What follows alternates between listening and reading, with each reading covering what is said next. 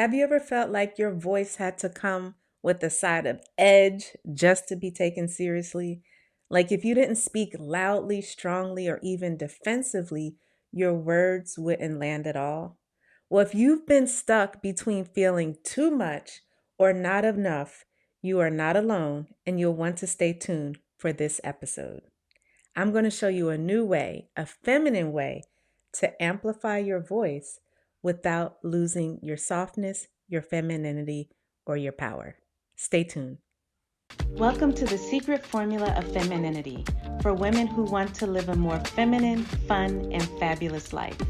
I'm Dr. Nicole Montero, your host on this weekly journey to unlocking your inner radiance, nurturing fulfilling relationships, and becoming the best version of yourself. Welcome back to another episode. I am your guide on this journey to tapping into your feminine essence, Dr. Nicole. So, if you heard last week's episode, I'm sure you thoroughly enjoyed my interview with Monica Wisdom. She's an incredible woman who has created a platform, Black Woman Amplified, and she reminds us how important it is for Black women to reclaim our stories, speak our truth, and stop waiting for permission to be powerful. But one of the things that stood out from that interview that I love so much is she talked about healing through your softness, through community, through storytelling, just simply being seen authentically for who you are. And it reminded me of how important it is to retain and maintain your softness. That's been my message all along, right? It reminded me that amplifying your voice doesn't mean becoming someone else or that you have to totally revamp who you are. It really means just coming home to yourself, the same way that tapping into your femininity is just coming home to your feminine essence and nature. Let's talk a little bit about the myth of strength. See, a lot of what us women have been taught through life experience and the messaging and all the things that people are saying is that we have to be strong. That's where the whole strong Black woman persona comes from. But what if I tell you that that strength, and I know you know it, I'm not just telling you it, you feel it in your soul, that that strength is just a self protection.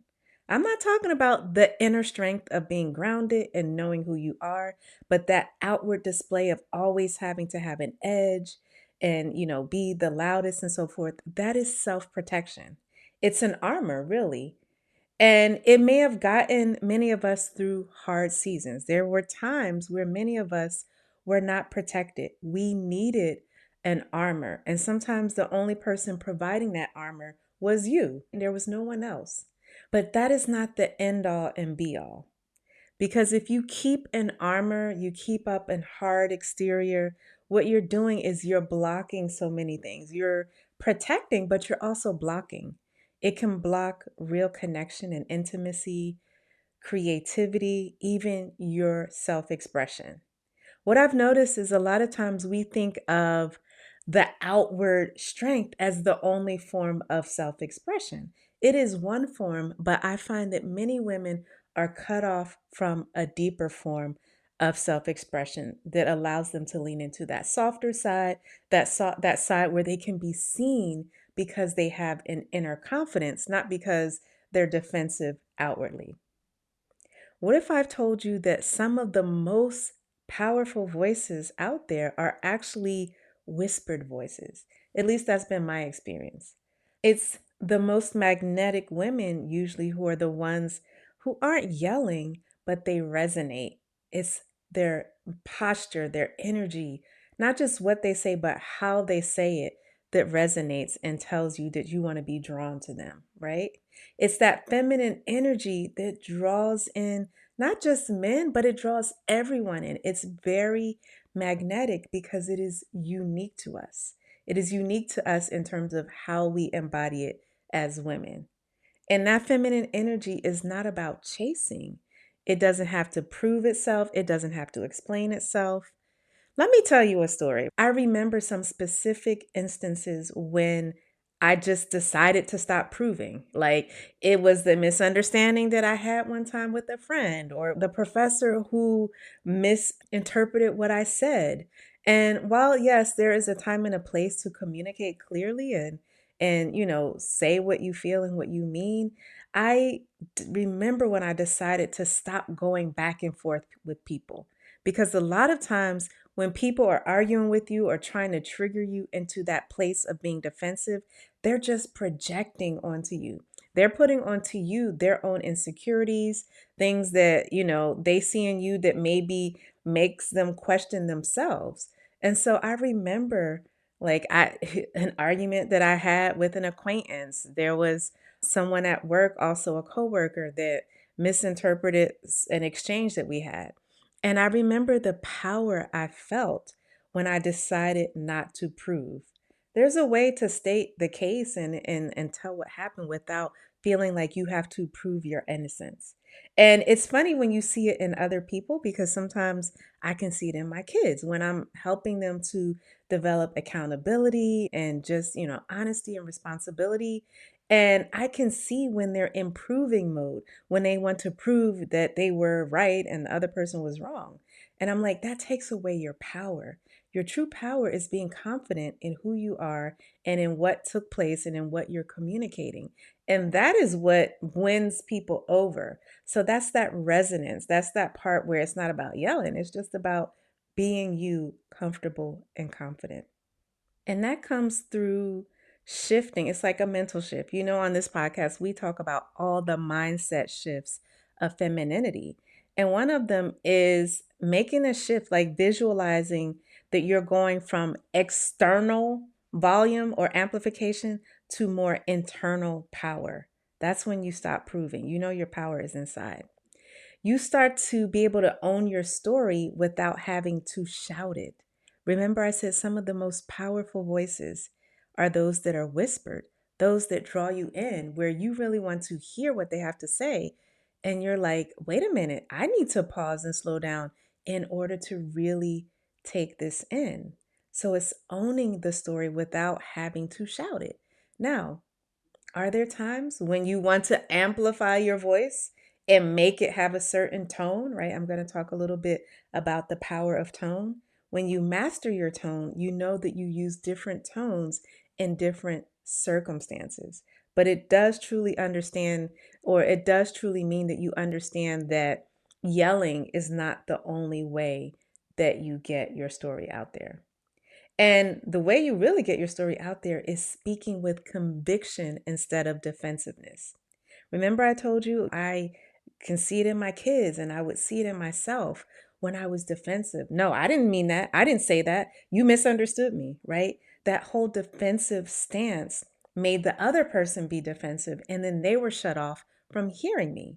It's almost like sometimes when we are in that triggered defensive place, we want to force our message on people. But the best way for them to really hear you and see you is for you to not be defensive, to not have to have that armor up. So when you're speaking with conviction, people can feel. I hope you can feel how much I believe in the power of you tapping into your femininity. Not because I'm defensive about it, but because it's truly what I believe. And that should be how you are communicating your story through your authentic actions, through how you just carry yourself, right? You don't have to be defensive. It just comes across because you are convicted. You have conviction about it. And there's 3 points that I want you to take away about the power of feminine communication and soft power. One is tone, timing, and how intentional you are. So, when I talk about relationships, I love the time, space, and tone, right? You have to have the right timing or say it at the right time. You have to leave space for your partner. And of course, tone is everything. There's been so much research about how 70% of what is taken from our communication comes through tone. That even relates to why emojis had to be created because when you're just typing text, it's hard to see tone. So we have to use things like exclamation points and commas and spaces, but emojis help to convey tone or emotionality. So, tone is something that triggers the other person's brain as to how they're going to position your message. Are they going to put up their armor and defensiveness? Are they going to be relaxed and open and receptive? So, your tone says a lot. Yelling is one tone, loudness is one tone, and there's nothing wrong with that. So, your tone communicates so much. And when you can master different levels and different types of tone, you have really reached peak feminine communication. The other thing is timing, and we're all going to be different, right? There's some extroverts that, hey, they walk in the room and they are just on. There's some of us that are a little more introverted. We like to observe and read the room a little bit. And you don't want to be too extreme on one side or the other, right? If you're too stuck on reading the room, then you never throw your hat in the ring. You never kind of step in, right? That's the danger of having that observational approach. But if you're always just walking in, the first one to talk, like you miss out on a lot of nuance, you miss out on those observations. So again, it's like developing that balance of understanding timing, also putting yourself outside of your comfort zone. So if you're a talker, your comfort zone might be talking and it's uncomfortable to listen. So you need to try that out. If you're constantly listening and observing, that's your comfort zone. It might be uncomfortable for you to just go ahead and talk and don't have the words all perfect, but just to start somewhere. So that's really important. But the real key to amplifying your voice and stepping into your soft power is really being intentional and tapping like it comes from within. Decide that you are powerful, that you're going to be heard, that you have conviction and belief in your message and in yourself. And that just comes across like it has this outer glow that other people just stop and pause and want to listen to. I cannot tell you, as soft spoken as I am, how many times people just say, "Oh my gosh, just what you said struck me," or it resonated, or they'll come back and tell me specific things that I said. And I'm thinking, oh my gosh, like I'm saying it in a soft voice, but it's the level of being grounded in myself and feeling confident and not defensive that opens people up to being able to listen to it. So that leads to how to use your voice to invite, not intimidate. Let's be honest, we all know some loudmouth people who they're intimidating. They use something about that aggressiveness in themselves in an intimidating way. And it can be a turnoff. It can quite frankly be a turnoff. You really don't have to have that level of aggression unless you're having to defend yourself. Now, a lot of us have experienced trauma and chaos, and so we're used to being on edge and hyper vigilant and having to be defensive. So we kind of use that intimidation as a self protection, but it is not the most inviting way to have real connection and conversation. So you want to use your voice to invite, not to intimidate. And also think about examples of women who influence through their grace, not force. Now, one of the most revered first ladies, now you know my first lady is Michelle Obama. But before my time, before I was born, there was Jackie Kennedy, Jacqueline Onassis Kennedy. She was considered a very graceful first lady, fashionable, beautiful, but there was something about how she carried herself. And throughout history, there are these women. I know when I travel, and you all know I talk about living in East Africa and Southern Africa, traveling throughout West Africa, living in the Middle East. And it is the feminine power of presence. It's not always about who's speaking and who's saying it the loudest. It's like the presence of grace, not force, of inviting, not intimidating. And women like that, when they speak, everyone is like on edge. They are anticipating and waiting to hear what these women have to say. It's because the voice is used in such a powerful way, along with their presence and, their tone, their grace, and all of that stuff. So, what are some examples? Think of some examples of women that you see in that way. I know for me, there's so many. Of course, Michelle Obama. When I think about Diane Carroll, when I think about Maya Angelou, when I think about Viola Davis, when I think about poets like Sonia Sanchez, and when I think about graceful role models, it's women that used their words intentionally. And it doesn't mean that they had to be perfect and always scripted, but it was like the body language and the use of their words. And so many women will talk about Michelle Obama. It's because she is a great orator, but the way she uses her words, the pauses, and her presence, her confidence, and her grace, she does not have to yell. That is what is so attractive about it. And it is what makes people want to stop and listen to her and see her and hear what she has to say. And one thing we don't talk about enough is how silence can be a great way to bring attention to your message. What do I mean by that? Sometimes we don't pause enough, we don't listen enough to be able to really be in tune with our message. Sometimes we have to be able to listen to others, and I have to practice this a lot. Like marriage will teach you that. Girl, if you do not zip the lips and listen, right? You have to listen not just to the words, but observe and listen to the body language, the tone, the gestures, and all of that. You have to listen for what's not being said. So, silence is an important tool in terms of feminine communication. It also includes listening to yourself. Because if you're constantly going, doing, talking, you really don't have time to be still and tap into yourself and what's going on with you and like really spark your creativity or revise what you're thinking or feeling and be present with yourself. So let's talk about 5 practical tips that can help you to use your voice without losing your feminine energy. One is to speak from your body, not just your brain. That's that embodiment part of femininity.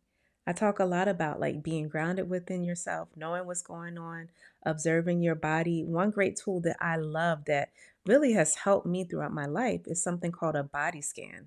It's where you literally just sit for a few minutes, close your eyes, get into a quiet space, and you just scan your body, paying attention mentally from head to toe, each section and part of your body to see what you observe. Like, seriously, how many of us just pause and tap in with our bodies? It's a tool that will help you to be able to know what's going on with your whole self through your body, but it helps you to be able to speak more from your body, not just your brain. Because I think a lot of us, especially, women who've been outward and achieving and successful and ambitious and all of that stuff are so used to being in their brains that they're cut off from their bodies. That's why a lot of times they can get cut off from not eating and not taking care of themselves, not resting, running themselves into the ground because they're disconnected. So when you start to speak from your body, not just your brain, the message is it's tight, it's integrated, it reaches like it resonates. That's when it resonates. People can really feel where you are. The other is to allow pauses. Now, I had to work on this myself, not necessarily with the pauses, right? Because every word does not need to rush out. But I had to work on being okay with the slowness. I had to work on being okay with the slowness and deliberateness of my speech because I would always be in my head like, well, people are going to think this is boring and oh, my voice is soft or I speak slowly, I'm not all hyped up. And that would make me doubt the thing which I eventually found was so powerful about my voice. I have literally had women say, when I listen to you, you calm me. I feel calmer. I feel more at ease. And so that's when I really started to embrace the power of my voice, specifically allowing pauses, allowing silence. As a therapist, we're taught to bring the silence in the room, to not rush to cover up silence and make the conversation go quickly, right? But I had to still train myself to accept that power in my voice. So there's some of us that like to go, go, go, go, go. We need to learn to slow down. Some of us who are, a little slower in our pace, we need to be okay with that and not feel pressure to make it faster or to do it differently. The third thing is don't shrink, but don't spike, right? Sometimes that's that hype, self-defensive energy. There's energy that's energetic, and then there's energy that's defensive and very spiked. And you can feel the difference. One is grounded. Grounded is when you're feeling calm, your nervous system is in a balanced state. So even when you change your tone, or emphasize or raise your voice, it is with intention and for a purpose, not because you're out of whack and you're in a triggered space. I hope that makes sense to you. Let's break that down again. You don't want to shrink, but you don't want to spike. Spiking is like an uncontrollable going higher, getting elevated, getting triggered in a way that doesn't feel grounded or in control for you. The fourth thing is to choose softness as a strategy, not submission. So, softness is a strategy for drawing people in. Remember, I said you want to invite with your words, not intimidate. Softness can help others to put down their armor. Because let's face it, when we're communicating, whether it's somebody we're close to, whether it's someone we know, or whether it's a stranger, a business, situation, everyone is looking to protect themselves while at the same time recognizing that things aren't going to go anywhere unless somebody is vulnerable. And so when we can take the risk to be a little vulnerable, and here's the kicker, when you are confident in yourself, in your inner self, you're more able to be vulnerable because you know that it's not a weakness.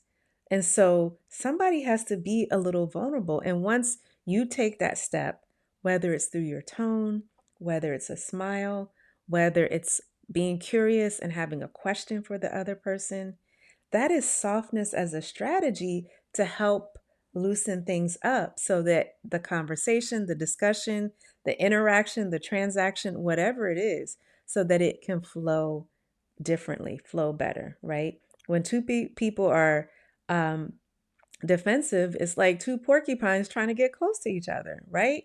Or two horned, what are those armadillos? Those things, like they keep hitting each other because they have their defenses up. So softness is a strategy, but it is not manipulation, because when you embody it, it just becomes a part of how you communicate and who you are. Finally, you want to use storytelling, not in any kind of, like, again, fake way, but the more you tell stories about yourself, the more you tap into your emotion, which is your superpower, but you also invite other people to connect with you emotionally. It's what resonates. Like, our brains are literally wired to take in information through stories, through narratives. That's why, because we need context. Otherwise, it's just data, it's just information. The story creates the context and helps us to know how we should interpret it. That's why the downside of it, or the negative side of it, is some of us have negative narratives about ourselves based on things that have happened. For example, if we experienced abandonment or neglect or emotional abuse, we create a narrative that happened because there's something wrong with us. This is a common narrative, right? My parent did this, or so and so did this when I was a child because there was something wrong with me. Now, as harsh and self critical as that narrative is, that's what our brains do. Our brains don't know what to do with just different experiences and information. So we create stories and narratives. The power, and Monica talked about this in my interview with her last episode. The power is when you really start to understand your story, your narrative, the parts that you didn't choose. So if there was a narrative that you are just, you are not good enough, you're ugly, you're not smart. Like, a lot of people have been emotionally abused, and these things were done or said to them, and there's a narrative that they have taken in that they believe about themselves. But first, you have to know what the narrative is. If you see yourself doing things, patterns that aren't healthy, it's usually driven by a negative narrative or story that you have about yourself. So you have to recognize that, and then you start to recreate it. You start to develop a new narrative. And for a lot of the women that I work with in terms of their relationships, there's a lot of narratives that aren't helpful. So it's recreating that, right? Just because one man or some men did you wrong, it doesn't mean all men are like that. Just because you've had disappointments and regrets and you've made decisions you wish you hadn't in the past doesn't mean that all of your future decisions are going to be wrong and your experiences are going to be negative. So the most important stories are the stories that we tell ourselves. And then as we connect with others, we want to hear their stories and they want to hear ours. I mean, if you think about it, it's why gossip sells. We want to observe the story. We're voyeuristic people. So the more you open up and you share your stories to the degree to which you're comfortable, the more you really connect and you draw people in. And they're like, wait a minute. They're curious. And sometimes that mystery creates more curiosity, which is why, when we say, even in terms of how you present yourself as a woman, if you bear it all so freely, there's no mystery. There's nothing to be curious about. So there's power in your story. There's power in how you allow your story to unfold. And there's power in really looking at the story that you have told yourself about who you are. Now, that's a whole other topic, right? Because I think some of us are wounded in our femininity because we've been told the story and we believe it, that the only way to be is to be strong, to be defensive, to have up this armor, to push down the softer side. And that's a story that for many of us is just not serving us any longer. That's an old story. We need a new story to be able to call in the kind of relationship, love, and experiences that we want to have. So, those are 5 tips that can really help you to amplify your voice without losing your feminine essence. I want you to reflect on this question. And this is a question that I've asked. Listen, let me tell you all, there is not a question here or an insight that I shared that I have not done the work on myself. So, this is a question that was posed to me by a mentor, and it's been so powerful. Ask yourself, where have I been loud when I really wanted to be heard? Where have I been loud where I really wanted to be heard? And on the other side, where have I shrunk instead of standing in grounded grace? I was listening to one of my favorites, Esther Perel, and she said in one of her interviews or a podcast or something, listen to this quote: deserving is the entitlement of the deprived. And what she's really saying is that when we constantly talk about what we deserve, it's almost like a defensive armor that shows that we're still in that wounded place of being and feeling deprived because we are like, I deserve this. And sometimes that leads to us overindulging, doing the most, being too extreme. But when we're more in the grounded grace, we are feeling like, you know what? I want this. I desire this. It's a whole different stance and a whole different energy.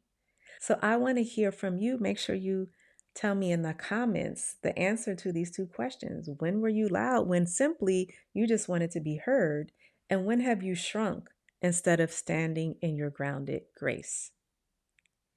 I want to encourage you, if this resonated with you at all, make sure you share this episode with someone who needs to hear it. And let me know in the comments or send me a private message about how you're learning to speak up without the armor.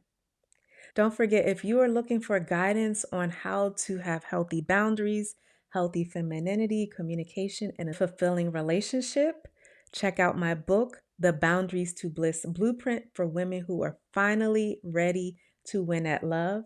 And if you want to go a little bit deeper with a community of women who are also living in and tapping into their feminine essence, healthy boundaries, and fulfilling relationships, my inner circle community, the Boundaries to Bliss Society, is the place for you.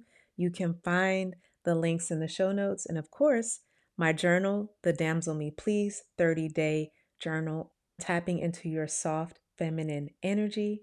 And finally, we have our t-shirts, the Damsel Me Please t-shirts. All of that you can see in the show notes. I look forward to your comments, and I will see you in the next episode. Thank you so much for joining. I'm Dr. Nicole.